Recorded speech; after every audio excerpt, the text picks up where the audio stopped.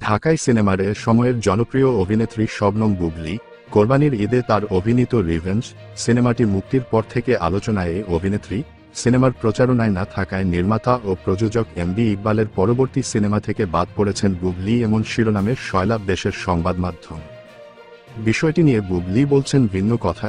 তার দাবি শাকিব খানকে নিয়ে আপত্তিকর মন্তব্য করার কারণেই পরিচালক মোহাম্মদ ইকবালের বিট্রে সিনেমা থেকে সরে দাঁড়িয়েছেন তিনি। আর নির্মাতা বলছেন বুবলীর দর্শকপ্রিয়তা কমে গেছে, তাই সিনেমা থেকে বাদ দেওয়া হয়েছে এই অভিনেত্রীকে। বিষয়টি নিয়ে যখন তুমুল আলোচনা সমালোচনা, ঠিক সেই মুহূর্তে মুখ খুললেন চিত্রনায়িকা অপু বিশ্বাস। বুবলীকে উদ্দেশ্য করে শাকিব খানের প্রথম স্ত্রী বললেন, দুর্বল গেম প্ল্যান।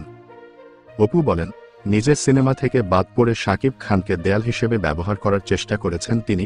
ছবি থেকে বাদ না পড়লে শাকিবের প্রতি দরদ দেখানো এমন কোনো বাক্য ব্যবহার করতেন না এই মহিলা। আসলে সবখানে শাকিব খানের নাম মুখে নিয়ে উনি ক্লান্ত হয়ে গেছেন। এসব তার দুর্বল গেম প্ল্যান। ঢালিউড কুইন আরও বলেন, উনি শাকিব খানের সম্মান নিয়ে কথা বলেন। যখন প্রিয়তমার প্রচারে গিয়ে অভিনেতা আফরান নিশো শাকিব খানকে নিয়ে নেতিবাচক কথা বলল, তখন ওনার মুখে শোনা গেল সেই নিশোর প্রশংসা। সে সময় কিভাবে শাকিবকে নিয়ে বাজে মন্তব্য করা একজন মানুষের পক্ষে সাফাই গাইলেন তিনি। এদিকে বুবলী বলেন, আমার পরিবার বলেন, সহশিল্পী বলেন, সব সম্পর্কের ঊর্ধ্বে আমার সন্তানের বাবা, তাকে নিয়ে যদি কোনো ব্যক্তি অসম্মানজনক কোনো মন্তব্য করেন, আমি অবশ্যই সে ব্যক্তিকে এড়িয়ে চলব।